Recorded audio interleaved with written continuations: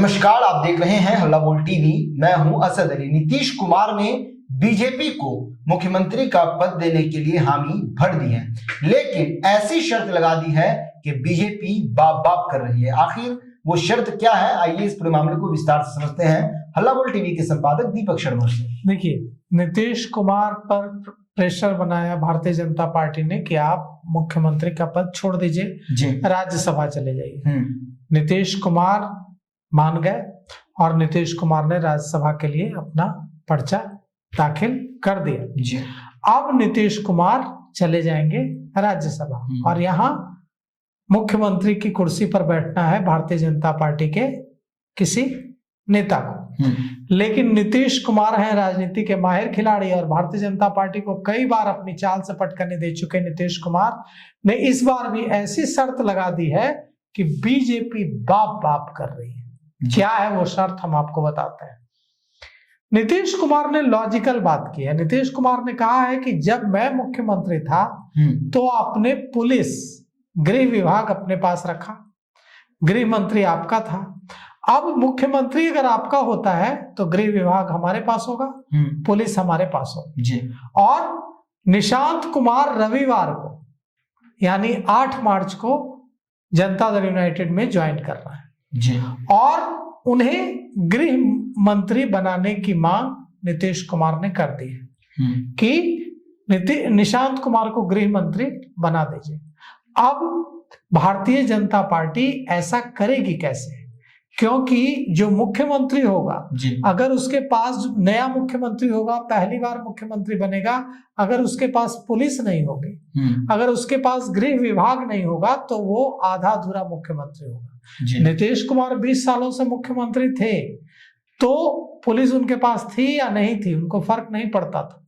कोई भी पुलिस अधिकारी नीतीश कुमार की बात को इनकार नहीं कर सकता था। लेकिन जो नया मुख्यमंत्री बनेगा उसके पास जब गृह नहीं होगा तो वो आधा अधूरा मुख्यमंत्री होगा।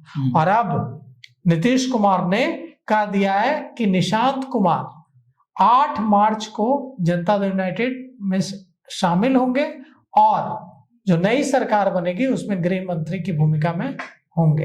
अब भारतीय जनता पार्टी के लिए बड़ी मुसीबत हो गई है। भारतीय जनता पार्टी को कुछ समझ नहीं आ रहा है। दूसरी तरफ नीतीश कुमार ने यह दांव चला है, दूसरी तरफ नीतीश कुमार तेजस्वी, ओवैसी और लेफ्ट के कांग्रेस के जो विधायक हैं, नेता हैं, उनसे भी टच में है और एक ऐसी सरकार बनाने की जुगत में भी है जिसमें बीजेपी ना हो और सब मिलकर सरकार बना ले। उनके पास पूरे नंबर हैं। अगर लेफ्ट, कांग्रेस, असदुद्दीन ओवैसी की पार्टी और राजद और जनता दल यूनाइटेड ये सब एक साथ आ जाते हैं, आईपी गुप्ता आ जाते हैं एक साथ, तो इनके पास 125 से 126, अगर बसपा को छोड़ भी दें तो 125 और बसपा को ले लें तो 126 विधायक आ जाते हैं और सरकार बनने के लिए 122 चाहिए। तो पप्पू यादव हैदराबाद गए हुए हैं, उनकी ओवैसी के साथ बातचीत चल रही है। एक ऐसी सरकार बनाने की कोशिश भी पैरेलल चल रही है जिसमें बीजेपी हो ही नहीं, माइनस बीजेपी सरकार बन जाए। उसमें ओवैसी हो, उसमें आरजेडी हो, उसमें जदयू हो, लेफ्ट हो, कांग्रेस हो, आईपी गुप्ता हो, बसपा हो और कुल मिलाकर के कांग्रेस हो और कुल मिलाकर के बीजेपी दबाव में है। क्योंकि बीजेपी अगर सब मिल जाए तो भी बीजेपी के पास नंबर नहीं है।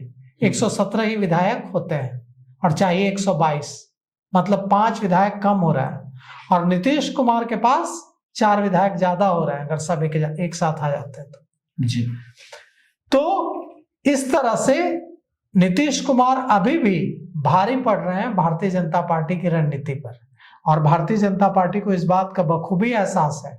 इसीलिए नीतीश कुमार पर इस्तीफा देने का कोई दबाव कि तुरंत इस्तीफा दीजिए, ऐसा कोई दबाव भारतीय जनता पार्टी नहीं बना रही है। भारतीय जनता पार्टी ने उन्हें कहा है कि आप 10 अप्रैल तक मुख्यमंत्री पद पर बने रहिए जब तक आपका राज्यसभा का कार्यकाल शुरू नहीं होता है।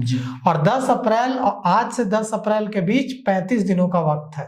35 दिनों में तो नीतीश कुमार 35 बार सरकार बना लेंगे। तो नीतीश कुमार के जाल में एक बार फिर फंस सकती है बीजेपी और बिहार में माइनस बीजेपी सरकार बना सकते हैं नीतीश कुमार, जी। जिसमें नीतीश कुमार मुख्यमंत्री नहीं होंगे।